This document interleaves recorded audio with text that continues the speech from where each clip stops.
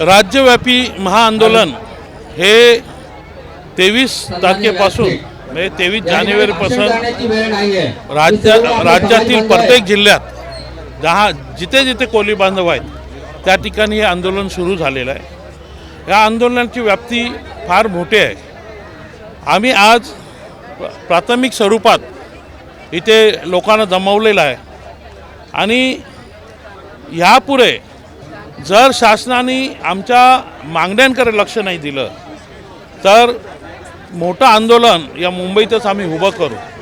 याचं कारण असं आहे की जो आम्हाला संविधानाने अधिकार दिलेला आहे, तत्कालीन पंतप्रधान इंदिरा गांधी मॅडमने आम्हाला जो अनुसूचित जमातीचा जो अधिकार दिला होता तो 82 नंतर क्षेत्रबंधन लावून त्याच्यातील आम्हाला क्षेत्रबंधनाखाली आम्हाला दाखले दिले जात नाही। आम्हाला दाखले मिळाले तरी व्हॅलिडिटी मिळत नाही आणि याचा आवाज आमच्या विधान परिषदेमध्ये आमचे मच्छीमारांचे कोळी समाजाचे नेते भाई बंदरकर साहेबांनी वरच्या सभागृहात 4 तास लढाई केली आणि या 4 तासच्या लढाईनंतर तत्कालीन उपसभापती दाजीबा पाटील समिती नेमली गेली आणि दाजीबा पाटील समितीने पूर्णतः जसाचे तसा अहवाल म्हणजे जे कोळी समाज कसा आहे, काय आहे, कुठे आहे, कसा कसा तो आहे, कुठल्या कुठल्या पोट जातीमध्ये तो विखरला गेलेला आहे याचं स्पष्टीकरण त्या अहवालामध्ये दिलेलं आहे। नेमकं आज 76 पासून आम्ही या अहवालाची अंमलबजावणी करा असं सांगत आहोत। त्याच्यानंतर सरकारने एक सुरेश धस अहवाल नेमला गेला। सुरेश धस साहेबांचा अहवाल देखील हा आमच्या फेवरमध्ये आहे आणि सत्य आहे, कारण आज पण आपण बघितलं तर 2002ची जी जनगणना आहे केंद्राची, त्या जनगणनेप्रमाणे 38 जिल्ह्यांचा निधी अनुसूचित जमातीचा निधी राज्याला येतोय, पण वापरते कोण? 6.5 जिल्हे फक्त त्याचा उपयोग घेतात। हा निव्वळ सरासर अन्याय आहे। जर तुम्ही आम्ही त्या लोक जनगणनेमध्ये नाही मग आमचे पैसे तुम्ही लादता कशाला, पैसे मागता कशाला? याचा अर्थ हे 22 आमदार जे आहेत हे राजकारण करतात। यांच्या जागेवर कोणी नेमून येऊ नये, ते गावीत गवई हे अनेक प्रकारचे जे ज्यांनी जातीच्या नावाखाली बस्तान मांडलेलं आहे।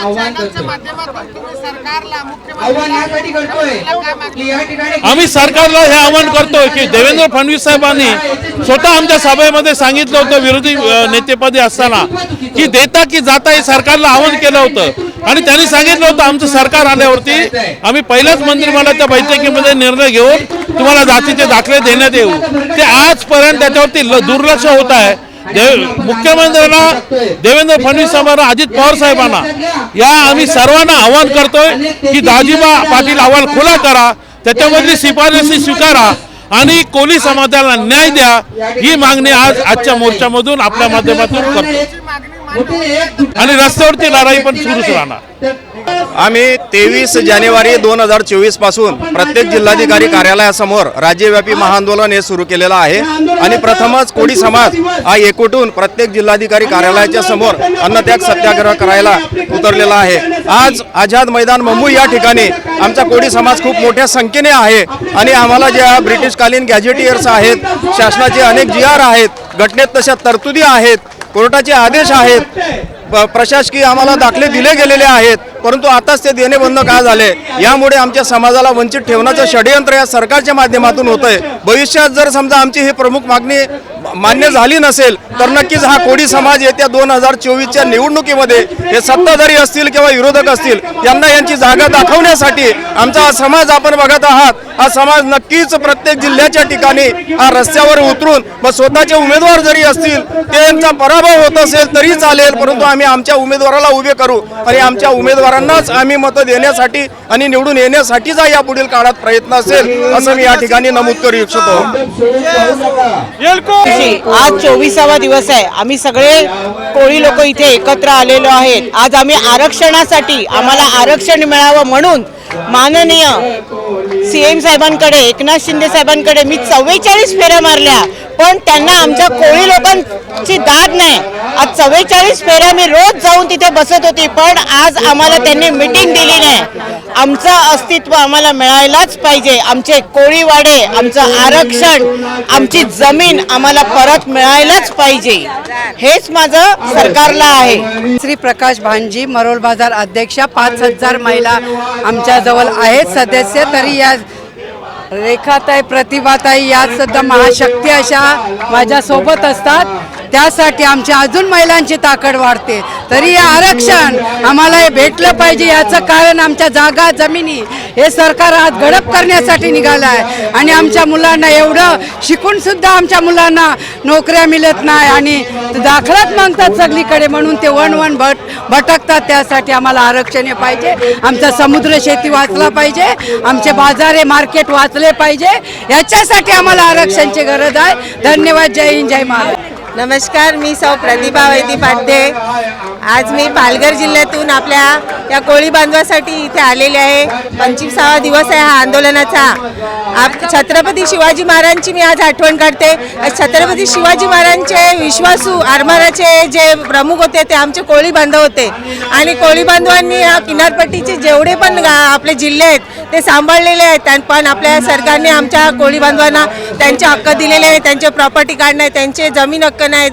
प्रत्येक आमच्या मुंबई आम्ही नेहमी बोलतो कोळ्यांची आहे, पण मुंबईचे आमचे मूळ सातबारे, त्यांच्या घरपट्ट्या, तसे आमचे जे मार्केट, आम्ही नेहमी आंदोलन करत असतो, नेहमी सरकारच्या दारी जात होतो. आता या आंदोलनाच्या राज्यव्यापी महाआंदोलन आहे. त्या ह्याच्याने तरी मालकी हक्क आम्हाला मिळाले पाहिजे, हीच मी सरकारला विनंती करते.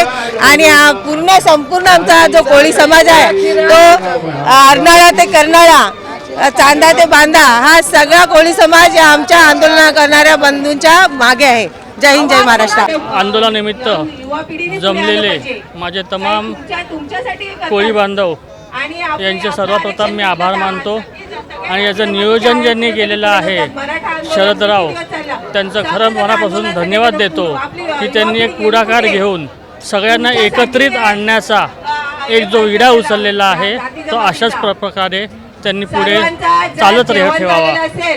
मी महाराष्ट्र कोळी समाज संघटना अध्यक्ष माजी आमदार स्वर्गीय अनंतरावजी तरे यांच्या संघटनेचा एक सामान्य कार्यकर्ता असून माझ्या संघटनेचा पूर्णपणे शरदरावांना पाठिंबा आहे. कारण का परिस्थिती अशी आहे, आरक्षण हे आम्हाला मिळालेलं आहे, पण आरक्षण मिळून सुद्धा हे सरकार जाणून मुजून आमच्यावरती अन्याय करत आहे. क्षेत्रीय बंधन कायदे झाले, गावठणं झाली, टोलेजंग इमारती हे लोक बांधण्यासाठी आम्हाला वेटीस धरत आहेत. आमच्या जमिनी जी आहेत त्या हडपण्याचा प्रयत्न करत आहेत.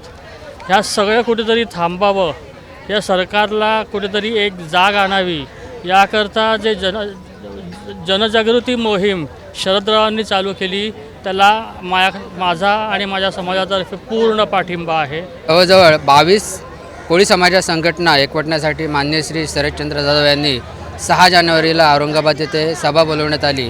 त्यानंतर 14, 15 अशा तारखांना जिल्ह्यामध्ये सभा झाल्या. त्यानंतर एकमताने असं ठरलं की पिवळ्या झेंड्याखाली आणि केवळ कोळी या सामाजिक चळवळीसाठी सगळ्या संघटना, वेगवेगळ्या संघटना या त्यांचे लेबल आणि वेगवेगळ्या पक्षांचे जे झेंडे आहेत ते बाजूला ठेवून एक मताने या ठिकाणी आपण आपला कोळी बांधव या ठिकाणी उतरला. त्याचा एकच फक्त उद्देश आहे की अनुसूचित जमातीचे दाखले हे केवळ कोळी नोंदीवर मिळण्याची तरतूद शासनानेच या संविधानात किंवा डॉक्टर बाबासाहेब आंबेडकरांनी केलेली असताना सुद्धा त्याची अंमलबजावणी होत नाही. आम्हाला नवीन आरक्षण नको आहे. आमचं जे आरक्षण आहे तेच आम्हाला लागू करत नाही. लागू करण्यासाठी हा मोठा आटापिटा करावा लागतोय. खरोखरच खेदाची बाब आहे. 75 वर्षाचा आपण या ठिकाणी सुवर्ण महोत्सवी प्रजासत्ताक दिन साजरा करतोय, पण खऱ्या अर्थाने आम्हाला कोळी समाजाला मात्र प्रजासत्ताक मिळालं नाही. आमची ही जे प्रजा आहे ती सत्ता झालेली नाही. त्यांना कोणत्याही प्रकारचं स्वातंत्र्य मिळालं नाही. ही एक स्वातंत्र्याची चळवळ. फडणवीस साहेबांना आणि मुख्यमंत्र्यांना हीच विनंती करेन की तुम्ही 76चा कायदा असेल किंवा 96चा कायदा असेल किंवा 85चा कायदा असेल, 1980चा कायदा असेल आणि दाजीबा पाटील अव्वाल आपल्या या सर्व जे पक्षांचे नेते आहेत किंवा मंत्रिमंडळ असेल, या सगळ्या मंत्रिमंडळ याचा अभ्यास आहे, परंतु ते कानाडोळा करतायत. फक्त त्यांना एक विनंती आहे की हा दाजीबा पाटील अहवाल जसा तसा तुम्ही या ठिकाणी लागू करा.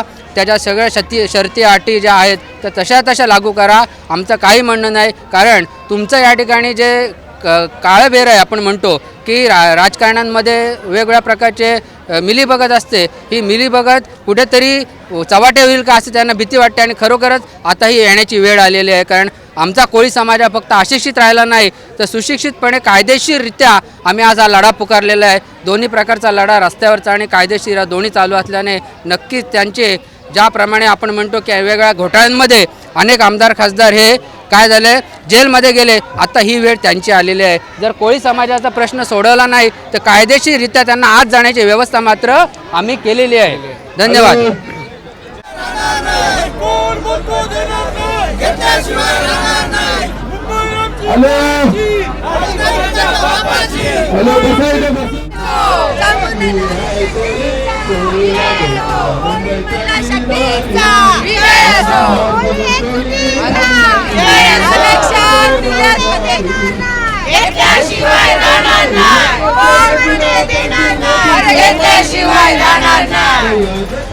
CEN न्यूज देश प्रदेश की ताजा तरीन खबरों के लिए CEN न्यूज को सब्सक्राइब करें और रहें पल पल की खबर से हर पल बाखबर।